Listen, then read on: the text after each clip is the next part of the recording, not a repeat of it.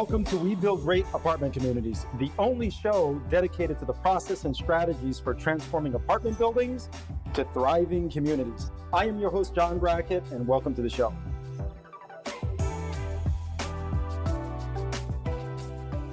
All right, hey, this is John Brackett, your host of We Build Great Apartment Communities. Welcome to the show. I have here another amazing guest. So this one is a little unique. David Toupin is a millennial real estate investor. So one of the reasons why I'm really excited about this show is, David bought his first property when he was 20 years old, right? Which was a 12-unit property in Michigan. And so I'm very eager and anxious and excited, for that matter, for you to share that story and how you've matriculated your way through this business, right? So let me introduce you for our audience. Okay, I don't want to spoil all the goods, man. I want to give you a proper intro, all right? So you can share those stories. I don't want you to waste them all on me, even though we've talked a little bit before the show. So let me introduce you really quickly. So David is a top millennial real estate investor, speaker, entrepreneur. David is a co-founder of Obsidian Capital. Let me say that properly. Obsidian. Which is an Austin, Texas-based real estate investment firm. So David started investing at the age of 20 in Michigan, where he bought his first property in college, which was a 12-unit apartment complex. So prior to graduating with a finance degree, David had already acquired about $7 million worth of real estate. So by the age of 24, David built a real estate portfolio in excess of about $50 million of holdings. Okay, and he's raised over about $10 million of capital. So David Toupin, welcome to the show, man. What's up, my man? Great to be here. Thank you. Great to be alive. Great to be doing things that I love. And great to be meeting other great people like yourself, man. Always exciting to do that. We're certainly blessed. So thanks for having me. Man. Yes, we are. I love it. So anytime I hear the word millennial or the words millennial in real estate, okay, I always have to touch on that, right? So how do you think that's helped you, just really quickly? Why the emphasis in millennial in real estate? Okay. I love your question too, because everyone always asks, how does being young hurt you? And you ask, how did it help you? Which I think, absolutely. I think that's the right question, because I think it's only helped me, to be honest. So I don't know, in so many ways, like I've found mentors that I think have been more generous with their time because I'm young, and they want to help me out because they see themselves in me, when I was their age. One of the first big properties I ever bought, I bought it for probably $500,000 under market value, just because the guy liked me. And he was 71 years old. And this was...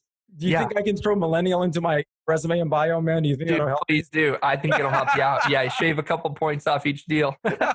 Yeah. I love it, man. Go ahead. Finish, please. No, but it's great. And so I got a deal because a guy saw me as a young, ambitious hustler. And he's like, hey, man, I see myself in you, when I was your age, 50 years ago. And so my business partner is twice my age. He's owned over $300 million in apartments in his career. And he partnered with me because he loves my energy and what I bring to the table in terms of technology and stuff like that. So, there's a lot of benefits to being a millennial. Don't downplay yourselves, kids out there. Just because you're young doesn't mean you can't do it. I think that's smart, man. And I really appreciate what you said. So much of the things that we achieve in life is about how we take action, right? Yeah, how we take action. Because oftentimes, man, the experience comes through action. Like I tell people all the time, I am not a theorist. I was just on a conversation before we got on this one, right? And we were talking about technology, right? And this guy is much more tech savvy than I am, but I'm listening to this stuff. I'm going, man, it actually doesn't play out that way. Let me actually explain how it plays out in our properties. And then I told him, I'm like, dude, look, I'm not a theorist, man. I'm the guy that goes out there and just figures things out. Practitioner. That's right. So, hey, I really appreciate you saying that, because I know it's going to inspire a lot of people out there, and I think it's a big deal, right? So talk us back now to that first 12-unit property. And then we're going to matriculate from that to where you are today, so that I think what you're going to do, man, is you're going to open people's eyes to not only the opportunity inside of this space, but what it really takes, right, to be able to be successful inside of this business. And this is coming from someone who's kind of lived through different phases in this business, right? Okay, and so now you're buying 100-unit plus assets. But that wasn't always the case. So start us off with that 12-unit apartment complex in Michigan, man, when you were 20 years old. Back to the good old days. Back to the good old grind. That's It's funny because I look behind myself. I've been in the business 4 years. I just turned 25 I last like week. the pipeline, by the way, behind you, man. It's the pipeline, deals in progress. And it's probably backwards, so you guys can't read it, but there's like 9 deals up on there. And all these deals I'm working on right now are more in value the first 3.5 years of deals I did all put together, right? And so this is all happening all at once now. And so it was just kind of cool. I was doing something on Instagram the other day showing people like, this is what happens when you put in years and years and years of hard work. You actually finally work your way up to building that kind of a pipeline. And so now, dude, first deal, it was classic for me. I was my junior year in college. I did some internships in investment banking, consulting for Big Four firm. And, I think a lot of people go that way and they want to go into finance route. I had all these limiting beliefs like, I want to get into real estate. I'd wanted to for a while. I read Rich Dad, Poor Dad, freaking fell in love with real estate right before I even had bought a property. And for me, it was like, okay, I need to go get a high paying job so that I could save and invest in real estate. That was the first limiting belief. Boom, I broke it because I started listening to podcasts and learned from people that had gone straight into it and didn't do that. And so for me, I was like, somebody else could do it. I could do it. Right. It doesn't matter how old I am or whatever. Like, I'm just going to do it. And then a little bit after that, I had been writing down my goals. So I started thinking, really, I'm just going to go right into real estate instead of doing these jobs. So I had like a 6-figure job offer on the table. I turned it down. They offered it to me. I told them I was going into real estate investing because I just knew if I didn't like burn that bridge behind me, otherwise I'd have something to fall back to. And I didn't want to give myself a fall back. Can you please repeat that? Because what you said, I guarantee will make someone $1 million. Burn the bridge behind me. Yeah. You left no other option, right?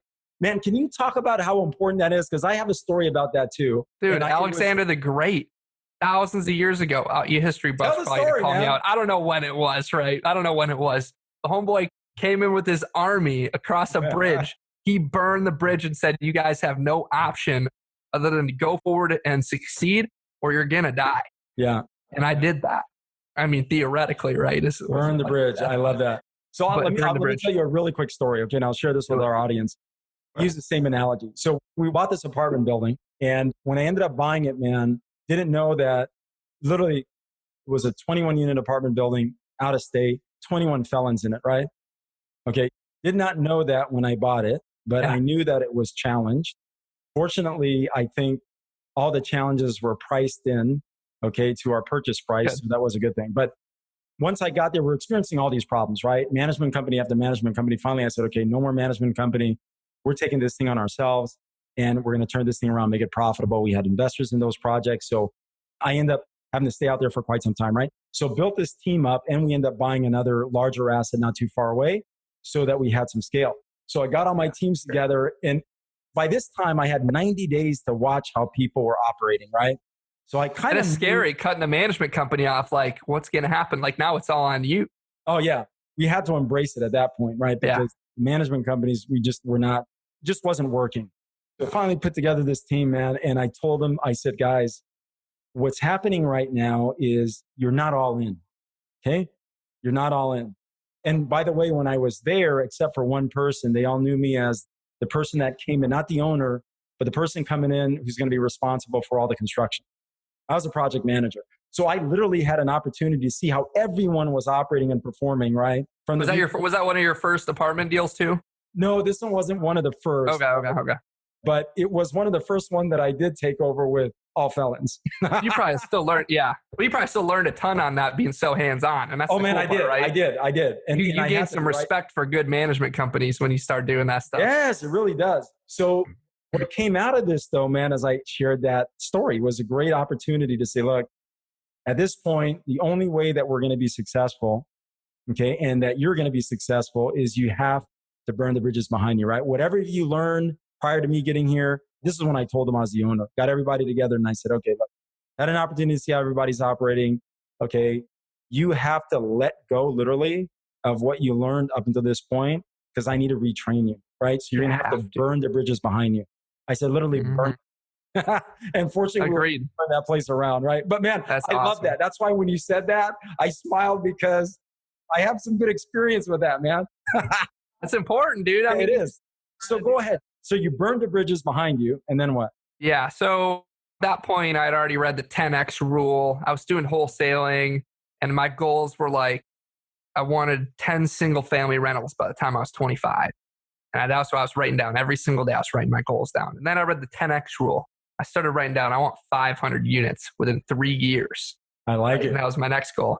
I then made the shift. I'm like, okay, if I'm going to have 500 units in 3 years, I need to start buying apartments and stop doing freaking single family deals. So that's what I did. I stopped looking. I burned another bridge. I said, I'm done doing single family. I did like 6 wholesales. I made like maybe 20 grand in 5 months doing that. And then I went on to doing multifamily. And so I had been talking to brokers, running numbers. I'm a very analytical, financial minded person. I did some, like I said, some banking and consulting before. So it's good with a spreadsheet and just running numbers on deals. I got an offer accepted on actually 2 12 units, 2 separate brokers, same street, about 2 blocks away at the same time. Great experience because one of them was a junk deal and one was a great deal. I paid the same exact price. They're both 12 units. The one with the 1 bedrooms outperformed the one with the 2 bedrooms because it was in way better condition. And that's when I first learned deferred maintenance is a killer to cash flow. It is. So I didn't raise enough money to take it on up front. Had to put my acquisition fee back into the deal on the bad deal. I tell that story all the time. It's called good deal, bad deal, right? And it's all about deferred maintenance is really just, it's a killer. So great learning experience there. But I bought those. I had 5 grand maybe in my bank account at the time when I bought both of these deals. I was dead broke. I was in college.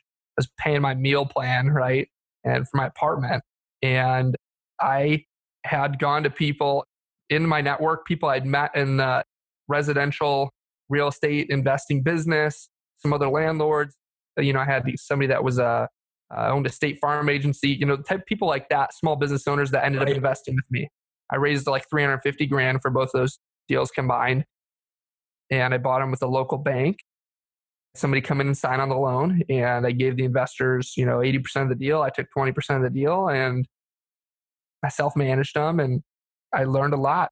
It went well. So I held those a couple things that stood out with what you said, but the big thing was, other than the fact that you burned the bridges behind you, man, which I love it, because it means you were all in, right? You're all in. But something that stood out to me was you raised capital. Your first capital source was with small business owners. Mm-hmm. Okay. Did you have a relationship with them prior, or did you just start targeting? So talk about Not a single person that invested with me was somebody I had a relationship with prior. None of them wanted to invest. And I did not want to go to family because I didn't want, not that I wanted to, before I went to family, I wanted to prove that I could do it. I get it. Right. So I really just I'd met people at networking events and meetups locally and stuff like that. And so I started calling them, building relationships with. It wasn't until after I had the deal under contract that I started raising the money. I didn't have it lined up at first. It was for me, it was find a deal, then find the money. Because until I have a deal, it doesn't matter how much money I have. Right. I need a deal. And so I sprinted to find the deal, and then I sprinted to find the money. Beautiful, man. So, and that's how it kind of kept going. After the next deal, I raised 1.5 million. I got that deal under contract 3 months after I closed on these. I went on and I bought a 96 unit deal. That was my third deal. And I was 21 and I raised, it was 1.7 million. And that was the same thing. It was call 100 people and get 95 no's. Right, and so it was a grind to get 26 investors for that deal. I don't know how many people I freaking called, but. So talk about how you actually assembled your first 100 people to start making those calls. Because that's kind of an important piece for people, right? Is, man, one of the questions that will pop up is, who do I call? Who do I call to raise capital? Mm-hmm. Okay, so how did you assemble that 100 and why? Okay, and then of course you started dialing for dollars, man, and you found 5 very fortunate investors that sounds like they made some good money, huh? Yeah, well, the first 2 deals they did well, and the third deal they did fantastically. So once I went to the bigger raise, it was really okay, I went back to the same people from the first ones. I had already made them some money. They saw the cash flow. I hadn't sold those yet, but they had seen, 8-9% cash flow along the way. And then, I asked them, do you have any friends that want to invest? And really, I think what you first do when you're trying to raise money and you haven't done it before is you sit down and you make a list. You think about every single person that has money, or you think they have money. Sometimes the people you think they have money actually don't have money. The people you don't think have money have a lot of money. That's kind of funny, man. It's hilarious. It's so true, too. And so the people I didn't think actually had money, I'd call them, and it turns out they have it sitting on $500,000. They don't know what to do with it. And so I just built this list. And then every single person I talked to, I'd ask them, I said, give me 2 or 3 people that might be interested in investing. And then I'll call them and it's spider webs. And I'd ask them and then I ask them. Right. And it's a relationship game. You need a little bit of charisma and you need a little bit of trust built with them, right? And showing that I have a plan. And so I think the first 100 people that I talked to about that first big deal I did weren't interested because partly, I'll give you another tip, it's because of the presentation. And I didn't have a nice, pretty OM put together offering memorandum where it had pictures and the plan and the financials. I threw everything into a Dropbox link and I was sending it left and right to people saying, hey, check this out. Let me know if you want to invest. Nobody opens a Dropbox link and looks at all that. So I messed up and I learned from that. So then halfway through, I packaged it really nice. And then it was like, okay, my closing ratio is like 1 out of 100. Now it's like 10 out of 100. So confused mind does nothing, right? Confused mind does nothing. That's a great saying. So there's no secret sauce. I mean, there's a couple tips I can give you like that. Ask for referrals, put a nice package together, make sure your plan works. If it's not actually a good property or plan, I think smart people will sniff bullshit. It's actually be a good property. Then it should really sell itself if you have a solid plan. And then lastly, I brought on a good partner who signed on that loan, and he owned a couple thousand apartments. He was not actively involved whatsoever, but he brought a couple $100,000 of his own and some friends. That was a big portion of it. And then being able to say, hey, I'm partnering with a guy who has a couple thousand units helped, although he was really just sitting back and watching me, screw around and mess up and have fun and have some good luck and, and operate. So, and, I asked him a lot of questions. He acted as a mentor, but that was helpful as well. Good. And so how did you find your mentor, your partner, right? The partner with 1,000 units? Because one of the things that I share with people, even my own kids, is I talk to them about the difference between a mentor and a sponsor. And I say, you want to find people in your life who are mentors, meaning they're willing to give you advice. But at some point, you want to find sponsors, people willing to sponsor you financially. There's a huge difference. Yeah. Now, typically they start off as mentors, right? Then they get to know you. And at some point they say, okay, I know you well enough where I'm willing to write some checks and cash those checks in with you. So talk a little bit about that. How did you find this person? What made them want to cash a check with you? Sure. I think back exactly how I was introduced. I think you get tied on, especially when you're early in the business, you get tied on certain things and expect that to be like the singular solution that's going to help you close a deal or get it done right. And so I think there was a couple local funds. There's one in particular that I knew. They had a real estate fund and I was like, oh, I know this guy. Like he's for sure going to fund it. And I went in, met with them. This deal, I ended up doubling investors' money in under 2 years. So it was literally a fantastic deal. Nice. And these guys passed on it and they didn't invest in it. But he referred me to someone else. He's like, well, talk to this guy. He's on our board and he owns apartments locally. He might be interested. And I showed it to that guy and he's like, this is a great deal. And so he knew I didn't have a lot of experience other than owning the 24 units, but he saw that I was ambitious and he was like, okay, you're sharp. You seem like you have a good plan together. I'll kind of guide you a little bit along the way and I'm going to invest in it. And so he was extremely, extremely wealthy. And so I think for him, it's like, if it doesn't work out, it's no dirt off his shoulder, but if it works out, great. So right. That's awesome. Kind of how it ended up going. Okay. So now I'm going to fast forward a little bit to present day investing. Okay. And so we're in COVID right now, right? We're in a very unique market. Market's changing. Things are slowing down. Technically, we're in a recession. Okay. So how has business changed for you and where do you see the opportunities moving forward? Yeah, business is good. I'm as busy as I've ever been. This year will be a record-breaking year by many multiples, even with COVID. And I feel that when everyone slowed down, I put the pedal to the metal and I sped up times 10 in February and March this year. Everyone else was slowing down. I've been on 50 flights in the past 4 months. I feel healthier than ever. I have 9 big deals in the pipeline, over $60 million in value. This is going to be a fantastic year. And I think it's all because when COVID hit, I said, this is the year where we're going to catch opportunity. And that's what we did. And so we got a couple of really good deals under contract that we've been working on since December. One of them we got a really good retrade on, which made the deal make a little bit even more sense than it did before. Another one has actually a $10 million deal that we're wholesaling. And that one's working out pretty well. And then we have a couple new development deals in the pipeline. So All of that's about 650 units all combined that we're working on at the current time. And most of them are closing in the next 3 weeks. So, Okay, so talk about the development deals, right? So you're doing development in this market. Now, when you say you're doing development, meaning has construction started? Are you going through the entitlement process? Where are you in the construction process?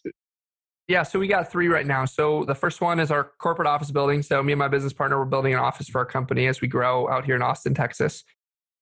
Second one is a 50-unit apartment complex that we syndicated. Raised all the capital, closing on a construction loan. Actually, next week, I just heard. So we'll break ground on that one in the next 14 days. That should take about 12 to 14 months to complete and then lease up. It's out just north side of Austin. And then we have a 150-unit apartment community north side Austin as well that we are in the entitlement process right now on that. So we have so why construction in this market? I'd say I'm very specific on where I do it. There's not just anywhere I do construction right now, but in a place like Austin, which have you ever been here or have you kind of read about the growth? Yeah, my wife and I like Austin, man. Austin's pretty cool. Oh, it's a great city. The growth is unbelievable here. I'm telling you, man, when COVID hit, I think homes started selling faster. I'm buying my first home actually after 4 years of buying apartments. I've been renting this whole time, but now I'm buying my first home. Oh. There was 15 other offers within 2 days on this house. Like, I don't even get it. It shouldn't be happening, but Austin's really weird. The city I'm in has 10% plus annual population growth outside of Austin here. And so what city is that? It's called Leander. Leander. Yeah, it's like 25 minutes northwest of downtown, and just so much growth and really in every direction. Tesla just announced a new manufacturing facility on the east side. So Apple's bringing a new $1 billion campus here still in the next year. So it's just kind of weird. And we wanted a long-term position in this market. And so for us, that's new development because we can't buy existing. I'm telling you, 70s and 80s properties are selling for 120 to 150 a door. 70s and 80s in junk condition, 500 to 700 square foot units, not attractive properties. Sure. Yeah. And so I'm building brand new all in for about 135 a unit. And so when we determined that we could build for the same price as we would buy 40-year-old product, that's when we said we're building from now on in the city. And man, how long does it take you to go through the planning process in Austin? Just out of curiosity. So luckily I'm not in Austin proper. I'm in the suburbs where they have different municipalities. And so downtown, from what I hear, I haven't done a project in Austin proper, but they're a pain and it takes a long time. In the suburbs, it's not as bad. But for example, this 50 units, we bought the land cash a little over a year ago. And, 10 months, 11 months, we got it fully planned. It's a little slow, I'd say, being our first development, but we got it fully planned, architectural, engineered, and stamped by the city and breaking ground soon. So that's pretty quick. It's like a year, yeah. I anticipate this 150 unit will probably take the same or a little longer, 12 to 14 months from the inception. Okay, cool. So now we're kind of going through this market with a lot of different opinions, right? Just like one of the greatest things about a market is not everyone's going to agree. And hence you have a market. So, because we don't have agreement as to how things are going to play out 12 months from now, 24 months from now, where are you spending your time and energy, right, to create opportunity? Not buying office building or retail, I'll tell you that. No. I think that's one of the cool things about apartments. With the stuff we're buying and the stuff we build, the stuff I own, it's workforce housing. I'm not doing class A, I'm not doing D class stuff. I'm doing the stuff in the middle. And there's always someone that's going to rent that. And as long as I am not over leveraged and I have enough reserves, I should be able to really weather most scenarios. And I'm in an area where I won't see a high spike in unemployment because of a local employment force. Like I'm right next to a factory that could go out of business, and that is 60% of my tenants or something like that, right? So we make sure to be in diverse areas, major MSAs. We're shrouded by a lot of that. And I think that it's not going away. I think that multifamily is only getting stronger. If you think about it, all the people that were in office and retail, from your small private investors, mom and pop, all the way up the food chain to the biggest private equity groups in the country or in the world, those people now are wanting to put their money into multifamily. I sell an analyzer tool, which I started a software company around this. We're going to be the first like online multifamily analysis tool. Wow, cool. And I have a couple people recently, more and more, that have been buying this tool that are from the office and retail space. And these are more like fund managers that own a couple $100 million to $1 billion plus in office retail real estate. They are now redirecting funds to multifamily. It's only going to get pricier. And so, plus they're only building more and more apartments. I mean, there's about 30 to 35% more apartments now than there were in 2000. In the year 2000, I think there were 20 billion in multifamily transactions. In 2019, there was $164 billion in transacted multifamily. So you're looking at 8x in 20 years, but in 1 year now, 8 times what we were having in the year 2000. So it's not going anywhere. So I'm going to stay here for the next 20 years, I think, and ride the wave. Talk a little bit about how does workforce housing product differ in Austin versus, say, a market like Houston? Okay, different markets. But, the reason why I asked that question is because when someone uses the word workforce housing to define the market that they're playing in the apartment space, that can look very different in an Austin versus like a Houston, like an Eastern Houston. Sure. Even a Western. Sure. Or like a Detroit. Yeah, sure. Or like Detroit, big time Detroit. Like Ohio, Columbus. Yeah. So talk a little bit about that, right? Because the tenant profile is very different. So can you expand on that a little bit? Well, I think too, there's a difference between workforce. When I say workforce on the existing assets I buy and the stuff we build is a little nicer. It's not A class. It's not your highest paid, white collar, but it's still like, I'd say workforce plus type, Right. But this existing stuff I buy, a lot of the people work for hospitals, nurses. We have people that work at the local Walmarts or grocery stores, people that work at nearby factories or an Amazon distribution center, stuff like that. People that are earning, $40,000 to $60,000 a year is kind of, I would say, our typical archetype for the tenants in our like existing assets that we buy. Sure. It's going to be a step up or two for the stuff we're building for sure. So your mainstream employees, $800 to $1,200, $1,300 a month, right? That range. Right. Yeah. Right. No, I like it. I think that's wise. It's really interesting, right? When you talk to people and you ask them to start defining that, it's very interesting how that shifts in different markets, right? Because if I ask them the same question, like in Michigan, for example, that changes. It's not bad or good. It's just reflective of correct that market, right? It's just different in each market. So I appreciate you sharing that. Well, man, so now we're kind of, at a place right now where you bring up a really good point, right? I was in a conversation the other day with someone who owns a platform where they sell bulk multifamily product or bulk single family product, right? Very interesting. So he also said the same thing. He said, hey, look, now we're getting calls from larger institutional investors wanting to purchase into, a pool of single family residential product. And I said, very interesting. So we kind of talked about that a little bit, right? And he has a very unique way through which he does that. But one of the comments was, my question was, hey, look, well, if this is true, where you have institutional investors looking to now, come into this space and do that with a little bit more force, right? More money, then in theory, prices should go up. So are you starting to see that now? It sounds like you're anticipating that. And if so, where do you see the opportunity in your markets? Is it C product? Is it, B product? Is it A product? From 4 years ago when I started this, and people that were in this longer than me, they'll tell you even 4 years back, it was even different. But 4 years ago, like where I saw pricing to now, it's just insane how it's changed. And back then, you look at it and it's like, man, it almost doesn't make sense. But then now I think about it 4 years later, I should have bought every single property no matter what they were asking. Right? Of course. Hindsight's always 20/20, man. Hindsight's always 20/20. So that always makes you think, okay, well, what's going to happen in the next 4 years? We're always at the top of the market. There were people 4 years ago saying we're at the top of the market.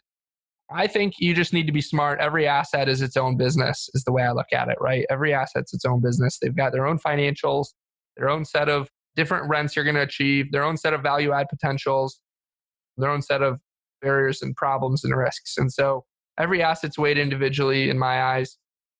Where are the opportunities? I guess going back to pricing a little bit, it's absolutely insane because after COVID hit, you would think you'd see a change in pricing.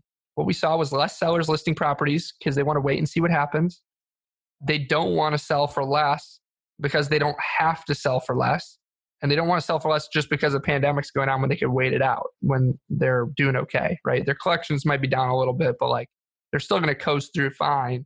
And they'd rather not, they're planning to sell now unless they absolutely have to.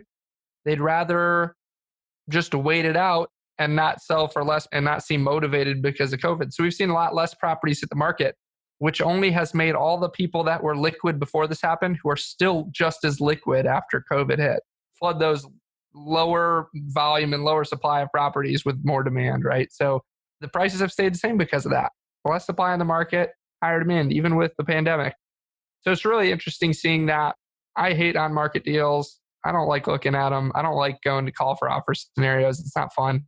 I lose 99% of them because I'm pretty conservative. And so the best deals I've ever found are off market, direct from a broker, from a mail order, from a cold call, or direct from a seller. Right. And those are the best deals I've ever done from those. And that's the majority of the deals that I do. So a lot fewer of them, and it takes longer to get them. But if you're always working it, they come. That's right. I mean, that's really the key, right? You just have to stay consistent and you have to work, man. Yeah. Great deals don't fall from the heavens. Amen, bro. Sometimes they do. Sometimes they do, man. It seems like they do when they come around, but you know what? It's from you putting in enough hard work to get lucky, right? Right. You put in the work to get that luck. So right. Well, I wanted to ask you this, man. I think one of the really cool things about this business is we have an endless supply of stories, right? Great stories and sometimes not so great. But one of the things that I really love about this space is I've had the opportunity to meet some amazing people. I mean, truly some amazing people. Some not so amazing, but for the vast majority, some great people, some tremendous people. And so I'm very thankful for this business because the people that I've been able to create association with, and a lot of them are our investors and our partners, right? So just been tremendous from that lens, okay? Now, I know you have some great stories and some not so great. So share with us your first not so great story, you buying into real estate, and what was the lesson learned from that? Because I kind of found that, sometimes talking about what didn't go right and how you extracted the lesson, especially when a great story is attached to it, for some odd reason, we just don't forget those, right? Yep, you don't forget them. So please share, man. Yeah, I mean, I think from those first two properties are where I had probably the most mistakes. In terms of not raising enough capital, there were times those first properties, to hit the preferred return because there was no way I was going to miss that. I was in there painting units myself. Or I cut my management fee in half, right, to make it happen. Right. And things like that really gave me a lot of perspective on the actual costs and what it takes.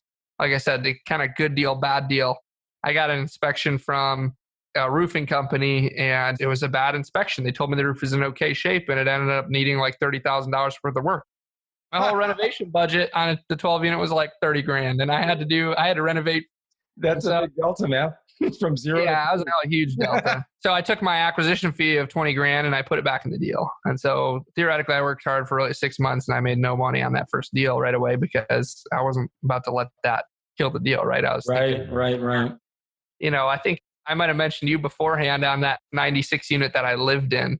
Yeah, we talked about it. So tell that, because that's a great story, man. It was cool because I sent a mailer to this guy and he owns over $1 billion in real estate. He is not a syndicator. This guy's a classic investor and he owns 3,500 units free and clear on his own, 100% owner.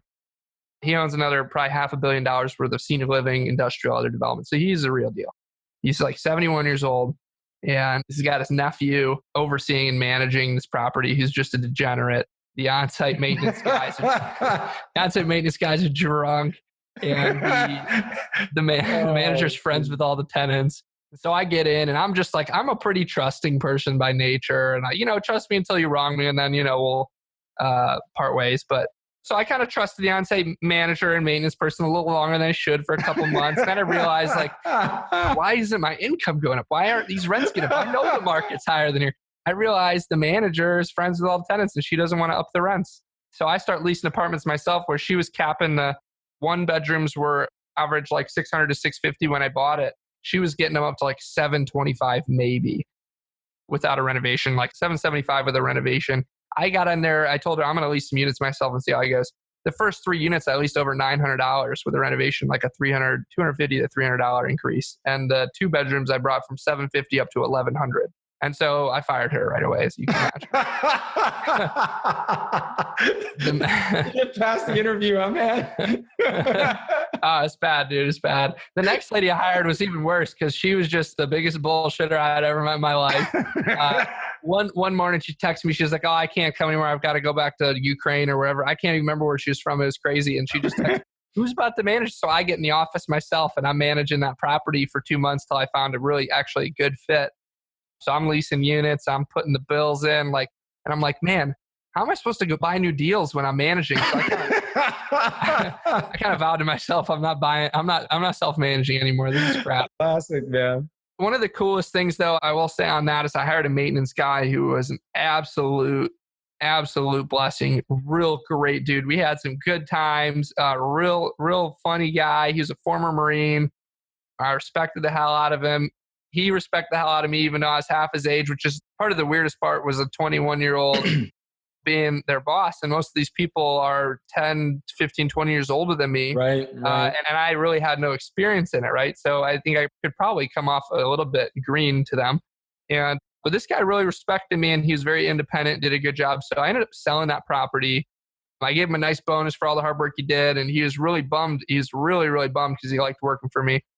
He'd worked for some other apartment owners for about a decade after he got out of the Marines. And I told him, I was like, well, I don't have anything else for you here in Michigan, but I've got a property in Fort Worth if you want to work there. And he's like, dude, wherever you go, I go, man. I just want to like support That's you on awesome, this journey. man. That's Dude moved down to Fort Worth, picked up his entire life and moved, and he still works for me up there. And like, I just love that kind of stuff, man. So yeah.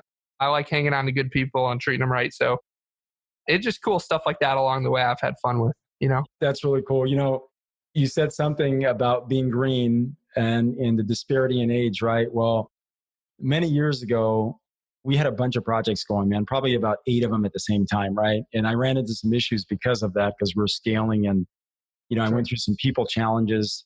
I call them expensive seminars. I had a very expensive seminar then. But I hired a intern, and he was right out of architect school, and he wanted to get into project management. So I said, okay, cool, let's try this, right? So hired him out of architectural school. And I said, okay, hey, meet me on site here. And he showed up, man, in shorts and like socks almost up to his knees, and they were like different colors. And I go, gosh. Dude, take a hike. I said, this is not going to go over well. No, dude, it's not. Not especially with the guys that have been around, especially with all the tradesmen that have been around for 15, 20 years, right? So I didn't say anything. You know what? This is going to be a really good lesson for him. So I just let him go into the job site, right? So afterward, I said, hey, how did everything go? Oh, geez. Oh, it was like, they weren't listening to me. It's like, dude, change your socks, bro. It was fun. I couldn't believe it, right? There's some things in this business that you literally could not make up. That was one of them. You know, now here's the crazy thing. He learned a lot, right? He did really well. Then he went on to Brown to study development, real estate development, right? So I think he already graduated. He's working for, I think, Enterprise now. Enterprise, right? Good for Real him. estate as an underwriter. So, you know, I thought that was pretty cool. But, you know, I still every now and again, man, will send him a message and say, hey, man, have you finally figured out how to dress? How to dress.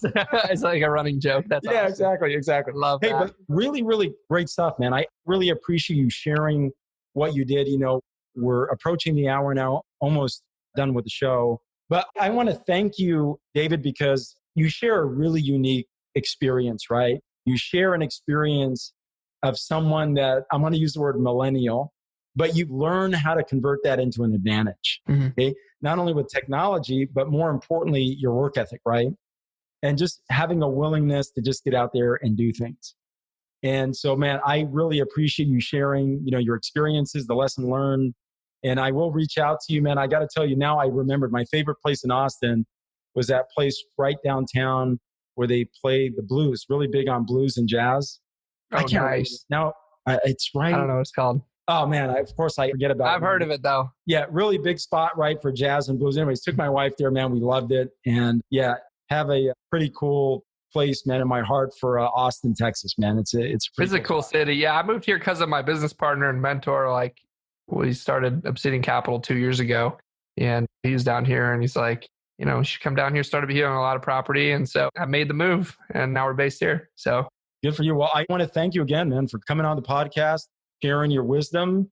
And I look forward to your continued success. I can't wait to hear what you've done in another 5 years. Appreciate it, man. I appreciate you. Thanks for having me on. This is fun. Anytime, man. I appreciate you. Clarity of purpose creates our greatest competitive advantage. When we transform apartment buildings to thriving communities, we improve how people live and create assets with high profit margins. Don't forget to subscribe, like, and share this up with a friend. I'm John Brackett, bringing you things you can implement right away.